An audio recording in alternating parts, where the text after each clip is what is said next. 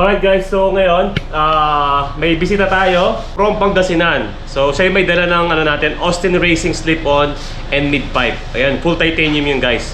Si Mr. Yuhan Li. Ayan. So meron siyang shop sa Pangasinan. Mga exhaust. Tapos yung full fairings para fairings ng big bike. Full fairings ng big bike. Buong set na siya. Okay. Ano yung exact address mo siya sa Pangasinan? Sa San Carlos. San Carlos, ayun. Ipopost ko na lang sa vlog na to yung address niya, phone number niya, tsaka yung FB page niya. Diba, sir? Yan. So, eto guys yung dala niya na AR. This is the mid-pipe, full titanium, ang gaan. Ang gaan. And then this is the slip-on. Ayan, slip-on. Ayan, oh. Austin Racing. I think this is 71mm ang elbow nito. Carbon na siya. Ayan, as you can see. The real carbon fiber. Ayan, yung canister niya carbon fiber. Real carbon. Tapos makikita niyo yung mga welding niya. Ayan, quality yung welding niya. Ayan. Hindi siya yung mga tulad nung nabibili lang sa Lazada or Shopee. This is handmade, full handmade titanium. May mid-pipe niya, ayun. Ayan, dito. Ayan, puro mga bracket lang guys. Tapos dito bracket din. Pero yung sa amin kasi, buo na siya. So hindi mo na kailangan ng springs. Ayan, buo siya guys, oh. Wala siyang hati. So, ito yung balaka niya dito. Tapos yung mid-pipe dito. Ayan, pag ganun siya. Ayan. So ito yung stock na canister niya. Ayan. So this is also titanium. Magaan siya guys. Ito yung kanyang catalytic at elbow. Ayun yung butterfly, oh, bulbs. Yun yung nagpapatahimik sa exhaust. Kaya pag di siya nire-rev, tahimik lang siya. Okay guys, so sound check muna natin nang wala yung canister.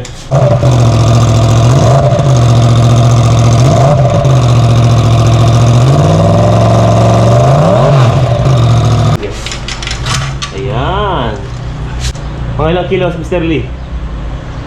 Mga 4 kilo, 5 kilos. Mga 5 kilos, no? Bigat din, no? Imagine that, oh. Pag nawala yan, ang laking tulong sa motor nyo, mas gagaan siya. Ayan. So, yan. Let's get it on. Let's put the new Austin Racing mid-pipe. Mas magaan to, eh. Yan, no? Mga ilang kilo yan? Wala man sa kilo yan, no? So, yun guys, nalagay na namin yung mid-pipe. So, ito yung slip-on na. So, yun guys, pinakapit na yung slip-on. Ayan.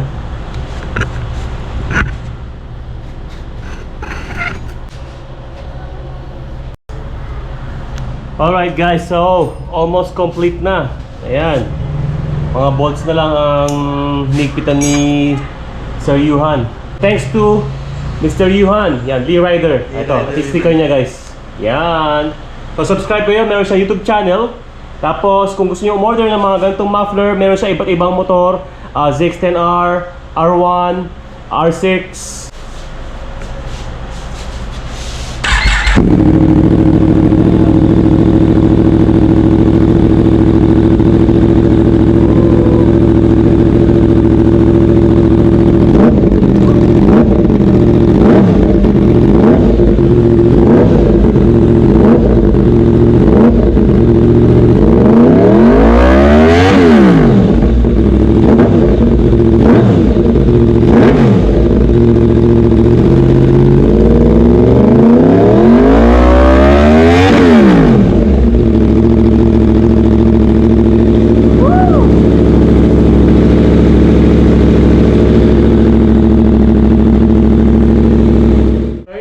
Narinig nyo, grabe, solid yan. Thanks to Mr. Yuhan Li Rider. Yeah.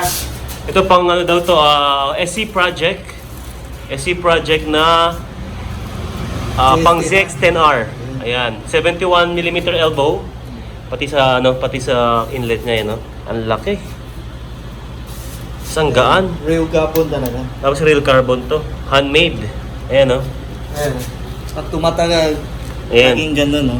Pag tumagal siya, maging kulay blue. Ngayon may purple pa siya, eh. Ayan, no? Ayan. Magkano ganito, Mr. Lee? Ito, 28K. 28,000 guys. Slip on. So wala yung mid-pipe niya. panalo na yan. Di plug and play na sa GS10R. Okay. ZX10R, plug and play na, hindi na kailangan ng mid-pipe. Plug and play lang. Yan. Tapos ito, pwede din AR. Okay. Ang dito lang siya SC na ngayon. Okay. Tapos AR yun dyan. Pero parehas yung katawan dyan. So ito, sa picture, AR to, no? Pero pwede kang pagawa ng AR din. ng AR din or SC project, no? Yes. Alright. Pero yung body niya, elbow niya, same lang. Same. Alright. Sobra mga 1 year, 2 years, ginagamit mo, hindi siya mababrown, hindi siya kalawang. Yun yung maganda. Oo. Pag yung sa stainless, mababrown siya, makakalawang pag sobra tagal na ginagamit, di ba? Ito kasi titanium, kaya talaga pang maganda. Yan guys, so ito daw elbow nito, magiging color blue yan pag mainit siya. Yan. So ito, color blue talaga siya. Ayan. Pero ito, tumatagal, mabu-blue siya, maganda. Okay. Yung talaga kintap ng blue. Okay. So mas magbo-blue pa daw to, yung pinaka-elbow niya. Ayan. Ayan. So, yeah. So, thank you Mr. Lee. Ayan, maraming salamat sa pagpunta dito. Yeah. Medyo malayo ba? Malayo eh. Ayan, so subscribe kayo sa kanya sa YouTube channel niya. And don't forget to subscribe din sa channel ko, Captain Paul Motovlog. Yeah. And don't forget to hit the bell icon for more updates, guys. So see you on my next vlog. Keep safe. God bless. Bye-bye.